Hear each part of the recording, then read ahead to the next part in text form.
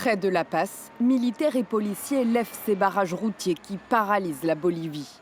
Ce déploiement de l'armée est rendu possible par l'état d'exception décrété plus tôt par le président Rodrigo Paz, un régime qu'entendent bien contester les manifestants à l'origine des blocages. Ils veulent nous faire taire, ces policiers et ces soldats. Je veux qu'il démissionne une bonne fois pour toutes, qu'il s'en aille.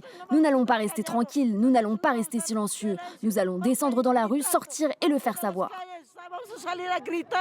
Début mai, le principal syndicat bolivien avait lancé le mouvement de protestation contre la crise économique, la plus grave depuis plus de 40 ans dans le pays. Un mouvement rejoint peu à peu par les paysans et les ouvriers des usines et des mines opposés à certaines réformes prises par le président de centre-droit. Leurs barrages routiers ont entraîné des pénuries de nourriture, de médicaments et de carburant. Rodrigo Paz dit avoir épuisé toutes les options avant de déclarer ce régime d'exception. Pendant plus de 50 jours, la Bolivie a fait preuve de patience, de prudence et d'une volonté de dialogue. Nous avons cherché la paix jusqu'au dernier moment. Quelques heures avant, Rodrigo Paz avait signé un accord avec la frange modérée du syndicat à l'origine du mouvement. Parmi les concessions, l'engagement à ne pas privatiser les entreprises publiques stratégiques et à rétablir les subventions sur le carburant.